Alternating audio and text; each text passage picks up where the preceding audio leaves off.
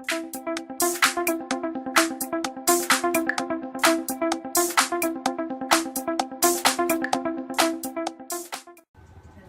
everybody, it's Cody Kessler coming to you with this week's episode of KLA Now, coming to you live from the Rockville, Maryland office of KLA Homebridge Financial Services. Today's topic, 5 things that you can do to protect yourself when you are listing or selling your home, okay?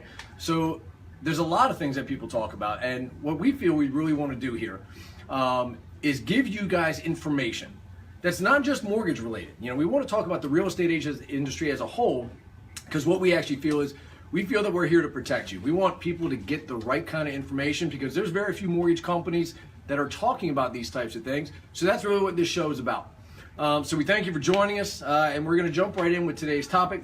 So the first thing that I want to talk about is that these tips, this is not an all-encompassing list, but these are what we feel are the top 5 things. We've talked to some realtors in the area, and this is a compilation of what we believe is something that you can start with. But certainly, you know, talk to your real estate agent and find out what's best for you. So the first point, you got to find the right real estate agent. And I know that that sounds very simple, but you would think that a lot of people just walk out the door and they go, okay, so let me meet with a few real estate agents and just find the one I like. Well, I got to tell you, real estate agents, it's not like it's a one-size-fits-all kind of thing. And they don't all do the same thing, and they don't all have the same knowledge base. So you really want to interview multiple real estate agents, and you want to find the right real estate agent that is good for your house. Meaning, is that real estate agent experienced in your community? Have they sold houses in that community before? How are they going to go about doing this? You know, there's a lot of people that when they sit down with a real estate agent, they start talking about, well, the agent starts talking about, well, I can sell your house faster. I can sell your house for more. I know the area. I'll do more marketing. These are all the standard things. So I would say don't fall for that. Really make that real estate agent explain to you how they are going to protect you. That's their job in this transaction. They are acting as a fiduciary to protect you. So make them explain it, black and white language, how they're gonna do that. That's their job. That's why they earn that 3%. So keep that in the back of your mind. That's tip number 1, find the right realtor for your house. Tip number 2. This tip comes from Brian Lumpkin, who is Remax Realty Services in Rockville, Maryland. Brian says that you want to actually vet out the buyer. So he always gets on the phone with the buyer's agent and actually makes the buyer's agent tell the story of the buyer. Who they are. Do they have a family? What's the person do for employment? Where's their job? Are they moving to the area, or where are they moving from? But the question that he really likes to ask is, why does that family or why does that buyer want his house? He wants to know who that is. So it's a great tip because that will give you some inside information as to who's potentially buying that home. A lot of realtors forget about that. That used to be something that people actually made their decision off of. It would be, I want to sell my house to this person because I like them. In this day and age, we've kind of gotten away from that. It's a little bit more impersonal. So it's a great thing to go back to that, kind of back to the basics. So great tip, Brian. Thank you. The third tip, vet out the lender. Every single real estate agent that I asked about what their tips were, this was the number 1 tip that they gave. Because here's the reality, guys. You can have the greatest real estate agent on the planet. He could market your house. He could do all the right things, he or she, excuse me. They could do all the right things. But then once you accept that contract, it's completely on the buyer's lender to get that to closing.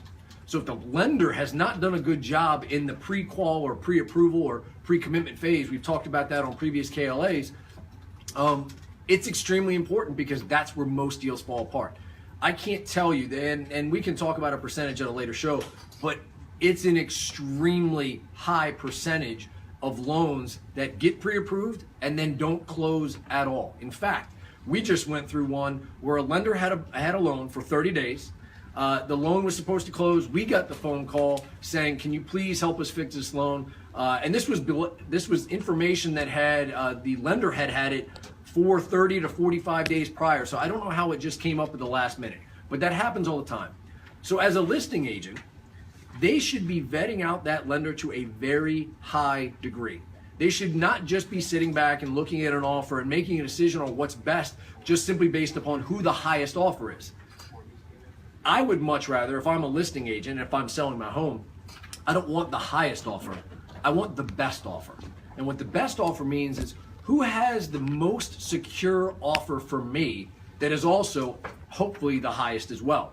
So that's what a good listing agent's job is. They're there to vet out those offers and then present to you as the seller, here's the strongest offer. Because if you can make your strongest offer your highest offer, then everybody's won. But how do they go about vetting a lender out? Because most listing agents really only know or can ask so many questions. So there is a listing questionnaire that we've devised here. It's a copywritten document. It was written up in the Washington Post, and there's tons of people out there that try to use this document. And it's a great way that the listing agent actually can get on the phone and ask the lender representing the buyer lots of questions to make sure that they've done a proper amount of due diligence. If these listing questionnaires get filled out properly, the percentage of closings goes through the roof. Pat Kilner, who is with Keller Williams, swears by this listing questionnaire. Ever since he's been using it in his disclosures, I don't believe that he's actually missed a closing. He hasn't accepted an offer that has not closed on time. So if anybody would like a copy of that listing questionnaire, feel free to reach out to us here on Facebook, or you can also hit us at Kessler Lending Advisors at homebridge.com. That's tip number 3. Tip number 4. You want to set short contingencies in the contract, and you also want to manage that transaction. This tip comes to us from Chris Thompson. Chris is with Coach Thompson Homes. He's also the vice president of Rick Thompson team with RE/MAX as well. This is really something where he has found that when you set short contingencies in the contract, and what the contingencies are, let me explain that first. You have a home inspection contingency, you have an appraisal contingency, and you have a financing contingency. These contingencies actually are the outs, the exit strategies for the buyer of the home. So if you're the seller and you've got all those outs that the buyer, do you want to be sitting around waiting for a month for wasting your time and the buyer can just say, oh, sorry, I can't get financing, or hey, the value didn't come in? No, you want to know very quickly, do I have a viable buyer for my home and how much time am I going to waste? So if you're setting those short contingencies, maybe you're only wasting 10 to 15 days of your time versus 21 to 30, which seems to be a mortgage industry standard. Managing that transaction, that's really where the listing agent's going to earn their money. Meaning, they should have a set schedule of when they are going to be proactively reaching out to that lender and getting information. When that lender goes dark on you, that's the sign that there's a problem. So, make sure that your listing agent is managing that transaction as best they can. Here's the last tip, and this again comes to us from Brian Lumpkin. Get as big of an EMD or earnest money deposit as you possibly can. This, ladies and gentlemen, as a seller, this is what you get to keep if they default on this contract. Meaning that if they've gone past those contingencies that I just mentioned and they don't close, you get to keep that money.